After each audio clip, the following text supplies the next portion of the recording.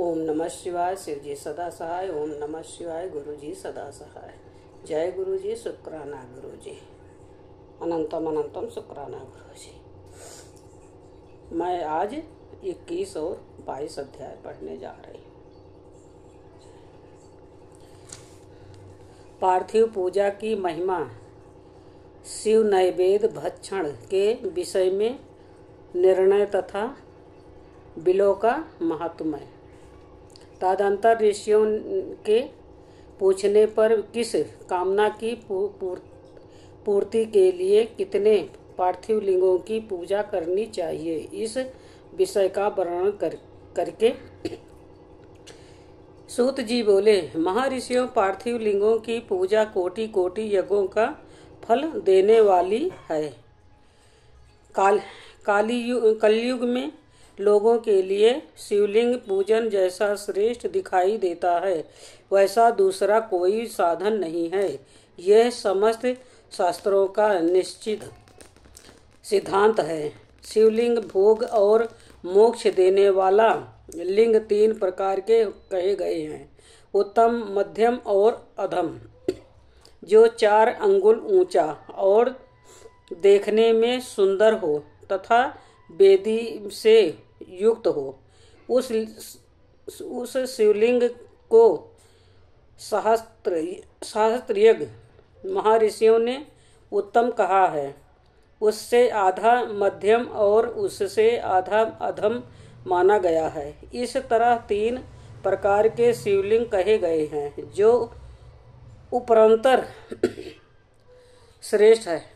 ब्राह्मण, क्षत्रिय, वैश्य, शूद्र अथवा विलोम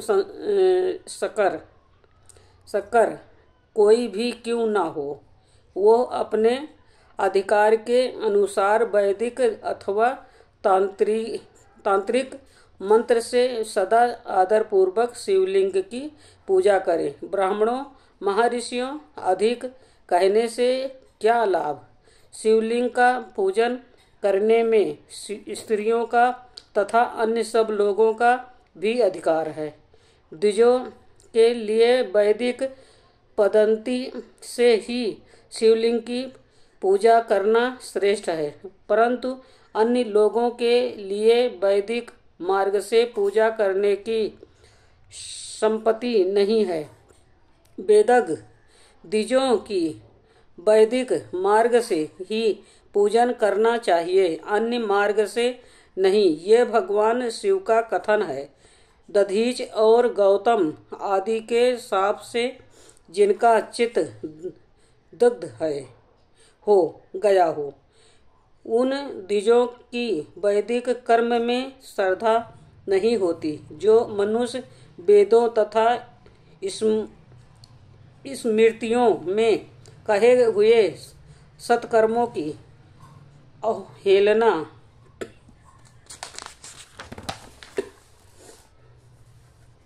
करके दूसरे कर्म को करने लगता है, उसका मनोरथ कभी सफल नहीं होता है। इस प्रकार विधि पूर्वक भगवान शंकर का नैवेद्यांत पूजन करके उनकी त्रिभुवनमयी 8 मूर्तियों का भी वही पूजन करें। पृथ्वी, जल, अग्नि, वायु, आकाश, सूर्य, चंद्रमा तथा यजमान, ये भगवान शंकर की 8 मूर्तियां कही गई हैं। इन मूर्तियों के साथ साथ सर्वभौ, रुद्र, उग्र, भीम, ईश्वर, महादेव तथा पशुपति, इन नामों की भी अर्चना करें। तदंतर चंदन, अक्षत और बेलपत्र लेकर वहां ईशान आदि के क्रम से भगवान शिव के परिवार का उत्तम भक्ति भाव से पूजन करें। ईशान नंदी, चंड, महाकाल, भृगी, वृष, स्कंद, कपदीश्वर, सोम तथा शुक्र, ये 10 शिव के परिवार हैं। जो कर्मांश ईशान आदि 10 दिशाओं में पूजनीय हैं। तत्पश्चात भगवान शिव के समक्ष वीरभद्र और पीछे कीर्ति मुख का पूजन करके विधि पूर्वक 11 रुद्रों की पूजा करे। इसके बाद पंचाक्षर मंत्र का जाप करके शतरुद्रीय स्तोत्र का, नाना प्रकार की स्तुतियों का तथा शिव पंचांग का पाठ करें। तत्पश्चात परिक्रमा और नमस्कार करके शिवलिंग का विसर्जन करें। इस प्रकार मैंने शिव पूजन की संपूर्ण विधि का आदर पूर्वक वर्णन किया है। रात्रि में देव कार्य को सदा उत्तराभिमुख होकर ही करना चाहिए। इसी प्रकार शिव पूजन भी पवित्र भाव से सदा उत्तराभिमुख होकर ही करना चाहिए। उचित है जहाँ शिवलिंग स्थापित हो उससे पूर्व दिशा का आश्रय लेकर नहीं बैठना या खड़ा होना चाहिए, क्योंकि वो दिशा भगवान शिव के आगे या सामने पड़ती है। इष्ट देव का सामना रोकना ठीक नहीं है। शिवलिंग से उत्तर दिशा में भी न बैठे, क्योंकि उधर भगवान शंकर का वह मार्ग है जिसमें शक्ति स्वरूपा देवी उमा विराजमान हैं। पूजकों शिवलिंग से पश्चिम दिशा में भी न बैठना चाहिए, क्योंकि वो आराध्य देव का पृष्ठ भाग है। पीछे की ओर से पूजा करना उचित नहीं है। अतः अवशिष्ट दक्षिण दिशा ही ग्रह है, उसी का आश्रय लेना चाहिए। तत्परय यह कि शिवलिंग से दक्षिण दिशा में उत्तराभिमुख होकर बैठें और पूजा करें। विद्वान पुरुष को चाहिए कि वो भस्म का त्रिपुंड लगाकर रुद्राक्ष की माला लेकर तथा बेलपात्र का संग्रह करके ही भगवान शंकर की पूजा करें। इसके बिना नहीं। मुनिवरों, शिव पूजन आरंभ करते हुए समय यदि भस्म न मिले तो मिट्टी से भी ललाट में त्रिपुंड अवश्य कर लेना चाहिए। ऋषि बोले,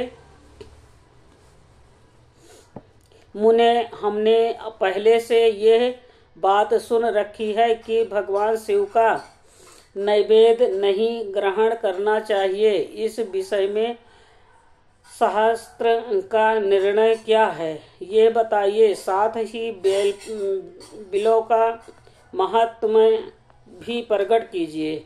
सूत जी ने कहा, मुनियों, आप शिव संबंधी व्रत का पालन करने वाले, अतः आप सबको स्वतः धन्यवाद है। मैं प्रसन्नता पूर्वक सब कुछ बताता हूँ। आप सावधान होकर सुने। जो भगवान शिव का भक्त है, बाहर भीतर से पवित्र और शुद्ध है, उत्तम व्रत का पालन करने वाला तथा दृढ़ निश्चय से युक्त है। वो शिव नैवेद्य का अवश्य भक्षण करे। भगवान शिव का नैवेद्य आग्रह है, इस भावना को मन से निकाल दे। शिव के नैवेद्य को देख लेने मात्र से भी सारे पाप दूर भाग जाते हैं। उसको खा लेने पर तो करोड़ों पुण्य अपने भीतर आ जाते हैं। आए हुए शिव नैवेद्य को सिर झुकाकर प्रसन्नता के साथ ग्रहण करें और प्रयत्न करके शिव स्मरण पूर्वक उसका भक्षण करें।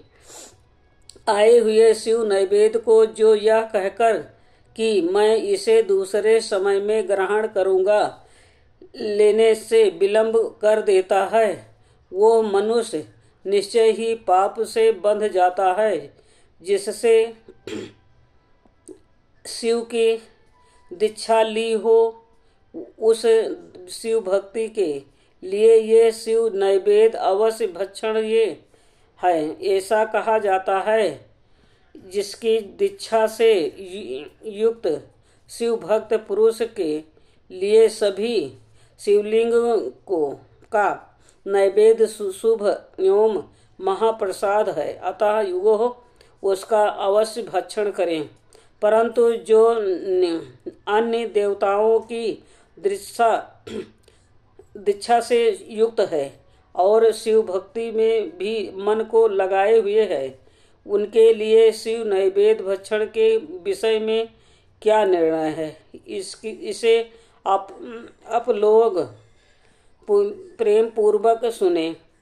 ब्राह्मणों जहाँ से शालिग्राम शिला की उत्पत्ति होती है, वहाँ से उत्पन्न लिंग में रस लिंग,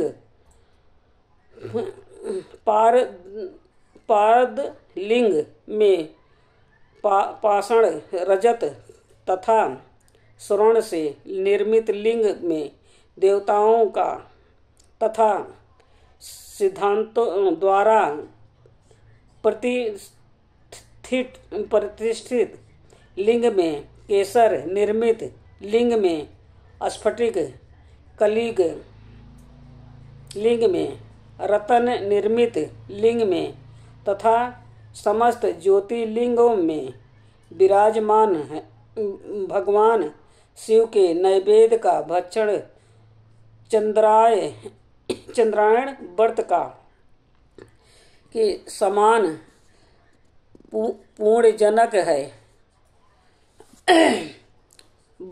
ब्रह्मा हत्या करने वाला पुरुष भी यदि पवित्र होकर शिव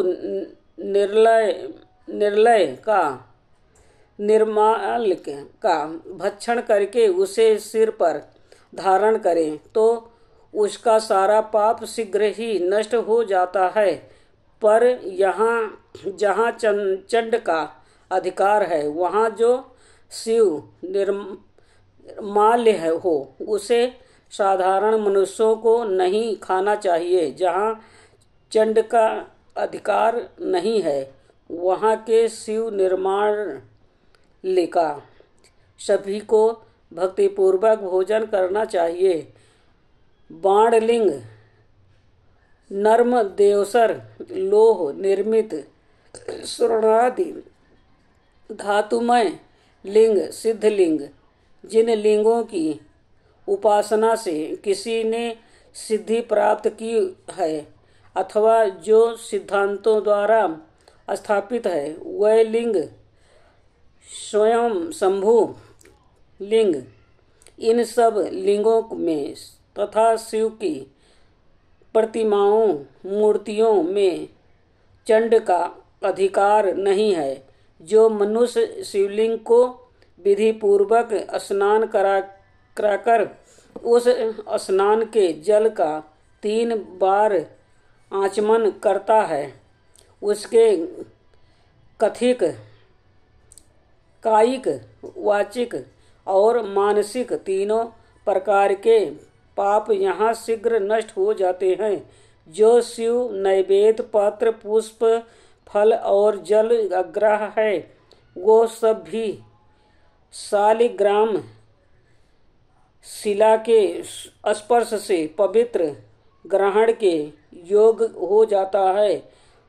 मुनीश्वरों, शिवलिंग के ऊपर चढ़ा हुआ जो द्रव्य है वो आग्रह है, जो वस्तु लिंग स्पर्श से रहित है, अर्थात जिस वस्तु को अलग रखकर शिव जी को निवेदित किया जाता है, लिंग के ऊपर चढ़ाया नहीं जाता, उसे अत्यंत पवित्र जानना चाहिए। मुनिवरों, इस प्रकार नैवेद्य के विषय में शास्त्र का निर्णय बताया गया।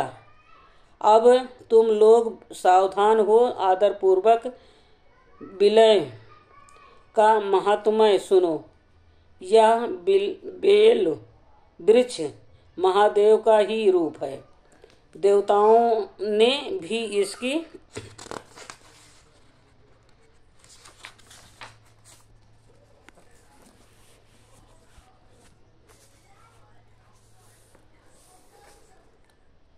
स्तुति की है। फिर जिस किसी तरह से इसकी महिमा कैसे जानी जा सकती है। तीनों लोकों में जितने पुण्य तीर्थ प्रसिद्ध हैं, वह संपूर्ण तीर्थ बिलों के मूल भाग में निवास करते हैं। जो पुण्य आत्मा मनुष्य बिलों के मूल में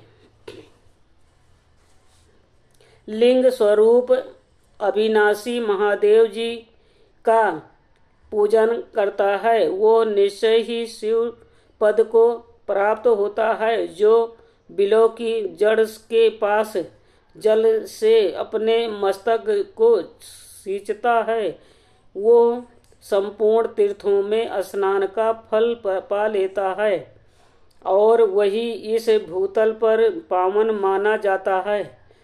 इस बिलों की जड़ के पास परम उत्तम थाले को जल से भरा हुआ देखकर महादेव जी पूर्ण तथा संतुष्ट होते हैं। जो मनुष्य गंध पुरुष आदि से बिलों के मूल भाग का पूजन करता है, वो शिवलोक को पाता है और इस लोक में भी उसकी सुख संतति बढ़ती है। जो बिलों की जड़ के समीप आदरपूर्वक दीपावली जलाकर रखता है, वो तत्व ज्ञान से संपन्न हो भगवान महेश्वर में बिल हो जाता है। जो बिल की शाखा थाम कर हाथ में उसके नए नए पल्लव उतारता और उनसे उस बिलों की पूजा करता है, वो सब पापों से मुक्त हो जाता है। जो बिलों की जड़ के समीप भगवान शिव में अनुराग रखने वाले एक भक्त को भी भक्ति पूर्वक भोजन कराता है, उसे कोटि गुना पुण्य प्राप्त होता है। जो बिलों की जड़ के पास शिव भक्त को खीर और घृत से युक्त अन्न देता है, वो कभी दरिद्र नहीं होता। ब्राह्मणों, इस प्रकार मैंने सांगोपांग शिवलिंग पूजन का वर्णन किया। ये प्रवृत्ति मर्गी तथा निर्वृत्त मर्गी पूजन के भेद से दो प्रकार का होता है। प्रावृत्तिक मर्गी लोगों के लिए पीठ पूजा इस भूतल पर संपूर्ण अभिष्ट वस्तुओं को देने वाली होती है। परिवृत्त पुरुष सुपात्र गुरु आदि के द्वारा ही सारी पूजा संपन्न करें और अभिषेक करके अंत में अघानी के चावल से बना हुआ नैवेद्य निवेदन करें। पूजा के अंत में शिवलिंग को शुद्ध संपुट में विराजमान करके घर में के भीतर कहीं अलग रख दें। निवृत्ति मार्गी उपासकों के लिए हाथ पर ही शिव पूजन का विधान है। उन्हें भिक्षा आदि से प्राप्ति हुए दोनों अपने भोजन को ही नैवेद्य रूप में निवेदित कर लेना चाहिए। निवृत्त पुरुष के लिए सूक्ष्म लिंग ही श्रेष्ठ बताया जाता है। वह विभूति से पूजन करें और विभूति को ही नैवेद्य रूप से निवेदित भी करें। पूजा करके उस लिंग को सदा अपने मस्तक पर धारण करें। 21वां अध्याय पूरा हुआ। ओम नमः शिवाय। शिव जी सदा सहाय। ओम नमः शिवाय। गुरु जी सदा सहाय। जय गुरु जी। शुक्राना गुरु जी। अनंतम अनंतम शुक्राना गुरु जी। जो शिव पुराण पढ़ने में गलती हुई माफ करना।